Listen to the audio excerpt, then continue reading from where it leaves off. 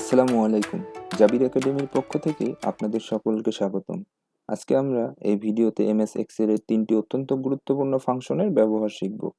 আমরা যখন MS Excel এ কাজ করি তখন অনেক সময় বিভিন্ন সংখ্যায় দশমিক বা ফ্র্যাকশন আসে অথবা টাকার অঙ্কে পয়সা চলে আসে।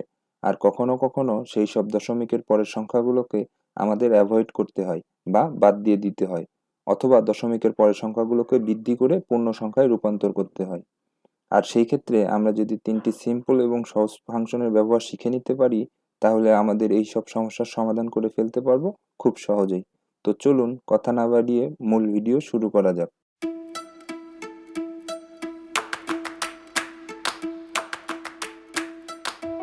তো আমরা যে ৩টি ফাংশনের ব্যবহার দেখব তার একটি হচ্ছে রাউন্ড ডাউন, অপরটি রাউন্ড আপ এবং সবশেষে রাউন্ড।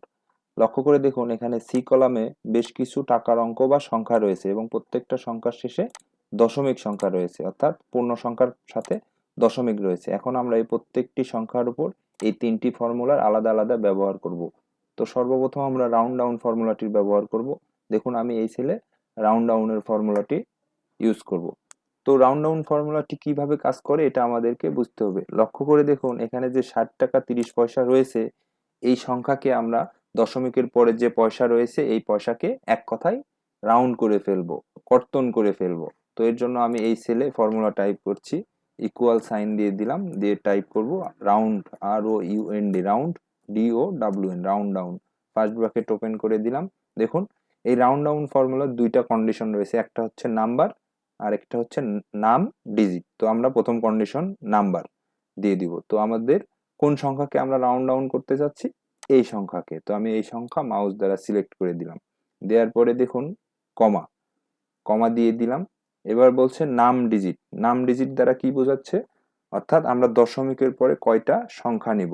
তো আমরা এখানে দশমিকের পরে কোনো সংখ্যাই চাচ্ছি না, এর জন্য আমরা শূন্য টাইপ করে দিব। আমরা দশমিকের পরে কোনো ডিজিট নিব না, এর জন্য আমরা শূন্য দিয়ে দিলাম। দিয়ে ফার্স্ট ব্র্যাকেট ক্লোজ করলাম। আমাদের সূত্র টাইপ করা হয়ে গেছে। এখন আমরা ইন্টার প্রেস করে দিলাম। দেখুন, ইন্টার প্রেস করার সঙ্গে সঙ্গে এই যে ৬০ টাকা ৩০ পয়সা ছিল, এখানে কিন্তু অটোমেটিক ৩০ পয়সা কর্তন হয়ে গেছে, শুধুমাত্র পূর্ণ সংখ্যা অর্থাৎ ৬০ টাকা এখানে রয়ে গেল। এখন যদি আমরা এই ফর্মুলাকে নিচের দিকে ড্র্যাগ করে দিই, দেখুন কি হয়। দেখুন, প্রত্যেকটা সংখ্যার যে পয়সাগুলো ছিল, যে দশমিক সংখ্যাগুলো ছিল, সেগুলো কিন্তু অটোমেটিক রাউন্ড ডাউন হয়ে গেছে, কর্তন হয়ে গেছে। এই যে দেখুন 33.24, অর্থাৎ এই যে 24 পয়সা, এই 24 পয়সা কিন্তু রাউন্ড ডাউন হয়ে গেছে, শুধুমাত্র 33 এখানে রয়ে গেছে। তো রাউন্ড ডাউন ফর্মুলা অ্যাকচুয়ালি এভাবেই কাজ করে। আমরা রাউন্ড ডাউন ফর্মুলার দ্বারা যে কোনো দশমিক সংখ্যাকে ফেলে দিতে পারি, সেটা হোক 10 পয়সা, 20 পয়সা, 50 পয়সা বা 90 পয়সা, যে কোনো পয়সা হলেই রাউন্ড ডাউন ফর্মুলা সেই পয়সাকে কর্তন করে জাস্ট পূর্ণ সংখ্যায় নিয়ে আসবে। এবার আমরা ২ নম্বর ফর্মুলা রাউন্ড আপ ফর্মুলাটির ব্যবহার করব। Round up formula round down ফর্মুলার সম্পূর্ণ বিপরীত কাজ করে। অর্থাৎ রাউন্ড ডাউন ফর্মুলার দ্বারা আমরা যে দশমিকের পরের সংখ্যাগুলোকে বাদ দিয়েছিলাম, অর্থাৎ কর্তন করেছিলাম, এই রাউন্ড আপ ফর্মুলা ব্যবহার করে ওই দশমিকের পরের সংখ্যাগুলোকে এক হিসাবে কাউন্ট করবে এবং মূল সংখ্যার সঙ্গে অ্যাড করে দিবে। অর্থাৎ এই যে দেখুন ৩০ পয়সা, এই ৩০ পয়সাকে ১ টাকা হিসাবে ধরে এই ৬০-এর সাথে ১ যোগ করে ৬১ করে দিবে। এই যে দেখুন ৫২ পয়সা, এই ৫২-কে ১ টাকা হিসাবে যোগ করে ৮২-কে ৮৩ করে দিবে। দেখুন, আমি এখানে যদি ফর্মুলাটা ইউজ করি আপনারা তখন সম্পূর্ণভাবে বুঝতে পারবেন। আমি সম্পূর্ণ ক্লিয়ার করার জন্য ফর্মুলা টাইপ করলাম, সমান চিহ্ন দিয়ে round up, round up, first bracket open. এখানেও একই কন্ডিশন, প্রথমে আমরা কোন নাম্বারকে রাউন্ড আপ করতে চাচ্ছি সেই নাম্বারকে সিলেক্ট করে দিলাম। আমি এই নাম্বারকে রাউন্ড আপ করতে চাচ্ছি, এই নাম্বারকে মাউস দ্বারা সিলেক্ট করে দিলাম। দেওয়ার পর কমা, কমা দেওয়ার পর এখানেও তাই আমরা দশমিকের পরে কোনো সংখ্যা চাচ্ছি না, তাই আমরা শূন্য টাইপ করে দিব। দিয়ে ফার্স্ট ব্র্যাকেট ক্লোজ করে ইন্টার প্রেস করে দিলাম। দেখুন, এই যে দেখুন 61 চলে আসে। এই যে 60.30 পয়সা ছিল, এটাকে কনভার্ট করে 61 টাকায় নিয়ে আসছে। অর্থাৎ দশমিকের পরে যে 30 পয়সা ছিল এটাকেও এক হিসাবে কাউন্ট করে নিয়েছে, নিয়ে 60-কে 61 করে ফেলছে। এখন যদি আমরা এই ফর্মুলাকে নিচের দিকে ড্র্যাগ করে দিই, দেখুন কি হয়। এই যে দেখুন ৮২ টাকা ৫২ পয়সা, এটাকে কিন্তু ৮৩ টাকায় কনভার্ট করে ফেলছে। এই যে দেখুন 33.24, এটা কিন্তু 34-এ কনভার্ট হয়ে গেছে। অর্থাৎ রাউন্ড আপ হয়ে গেছে। দশমিকের পর যে সংখ্যায় থাকুক সেটাকে কনভার্ট করে মূল সংখ্যার সঙ্গে 1 অ্যাড করে ফলাফলটা আমাদের বের করে দিচ্ছে। তো এতক্ষণ আমরা দেখলাম রাউন্ড ডাউন এবং রাউন্ড আপ ফর্মুলা। তো আমি আরেকবার ক্লিয়ার করে নিই, রাউন্ড ডাউন দ্বারা যে কোনো দশমিক সংখ্যাকে আমরা বাদ দিয়ে দিচ্ছি, আর রাউন্ড আপ দ্বারা যে কোনো দশমিক সংখ্যাকে পূর্ণ সংখ্যা হিসেবে কাউন্ট করে নিচ্ছি। এবার আসুন সর্বশেষ ফর্মুলা, রাউন্ড ফর্মুলা।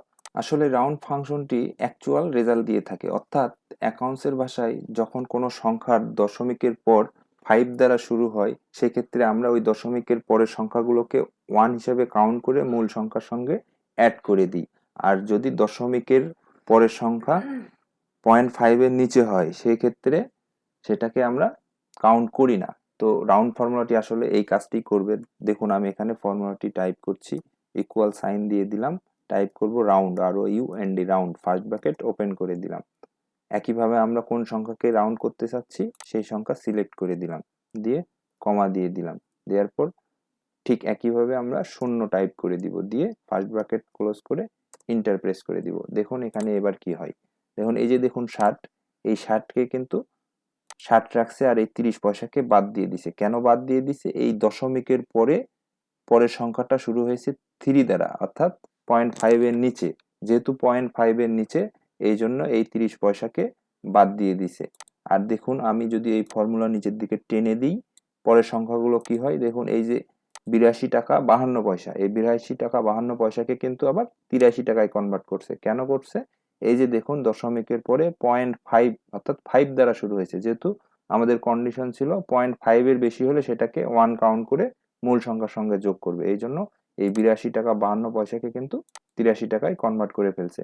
এই যে দেখুন 45 টাকা 90 পয়সা, এটাকে 46 করে ফেলছে। কেন ফেলছে? এই দশমিক নয়, এটা যেহেতু 5 এর বেশি, এই কারণে সেটাকে পূর্ণ সংখ্যা হিসেবে যোগ করে নিয়েছে। আবার নিচেরটা দেখুন 33 টাকা 24 পয়সা, এটাকে কিন্তু 33ই রাখছে। কেন রাখছে? এই দশমিকের পরের সংখ্যা 2 দ্বারা শুরু হয়েছে, যেহেতু 5 এর কম, এই জন্য এটাকে আবার 33ই কাউন্ট করে নিয়েছে। তো এই ছিল মোটামুটি রাউন্ড ডাউন, রাউন্ড আপ এবং রাউন্ড ফর্মুলার বেসিক ধারণা। তো এবার আমরা রাউন্ড ফর্মুলার একটু অ্যাডভান্স লেভেলের ব্যবহার দেখে ভিডিওটি শেষ করব। লক্ষ্য করে দেখুন এখানে যে সংখ্যাগুলো রয়েছে এই সংখ্যাগুলো টোটাল এই ঘরে বের করা আছে, অর্থাৎ এখানে সামের ফর্মুলা ইউজ করে টোটাল বের করা আছে এবং ফলাফলটা আছে 221 টাকা 96 পয়সা। এখন আমরা চাচ্ছি এই সেলে আমরা রাউন্ড ফর্মুলাটি ব্যবহার করে এই 96 পয়সাকে রাউন্ড ফর্মুলার দ্বারা কনভার্ট করে ফেলবো। এখন লক্ষ্য করে দেখুন এখানে এই ফর্মুলা বারে কিন্তু একটা ফর্মুলার ইউজ করা আছে, অর্থাৎ সাম ফর্মুলার ইউজ করা আছে। এখন আমরা এই সাম ফর্মুলার সাথে নতুন করে রাউন্ড ফর্মুলাটির সংযোগ করে দিব। এর জন্য আমরা ইকুয়াল সাইনের পরে মাউস রাখবো, রাখার পর টাইপ করব round, ROUND, round, first bracket open করে দিলাম। দেওয়ার পর একেবারে আমরা শেষে চলে যাব, এই সেলগুলোর মধ্যে আর কোনো হাত দিব না। শেষে চলে যাওয়ার পর কমা দিয়ে দিব, আর পূর্বের ন্যায় আমরা 0 টাইপ করে দিব, দিয়ে ফার্স্ট ব্র্যাকেট ক্লোজ করে দিব। দেখুন আমার ফর্মুলা টাইপ করা হয়ে গেছে। এই সাম ফর্মুলা এবং রাউন্ড ফর্মুলা একত্রিত করে দিয়েছি। এখন আমরা ইন্টার প্রেস করে দিব। দেখুন আমাদের ফর্মুলার রেজাল্ট কিন্তু 222 চলে আসছে, অর্থাৎ পূর্বে ছিল কত, 221 টাকা 96 পয়সা, সেটাকে কনভার্ট করে 222 টাকা করে ফেলছে। কেন করে ফেলছে? কারণ এখানে আমরা রাউন্ড ফর্মুলাটির ব্যবহার করেছি। আর রাউন্ড ফর্মুলাটির কন্ডিশন কি ছিল?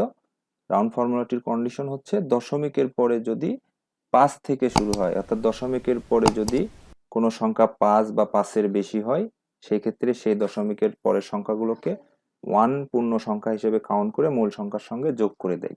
তো যেহেতু এখানে দশমিক 96 ছিল, এই 96 পয়সাকে সে 1 টাকা হিসেবে কাউন্ট করে 221 এর সাথে 1 যোগ করে 222 রেজাল্টটা বের করে দিছে। আশা করছি আপনারা এখন রাউন্ড ডাউন এবং রাউন্ড আপ ফর্মুলার বিস্তারিত ব্যবহার বুঝে ফেলছেন। তো এই ছিল আজকের ভিডিও। আশা করছি ভিডিওটি আপনাদের ভালো লেগেছে। Thank you so much for watching this video.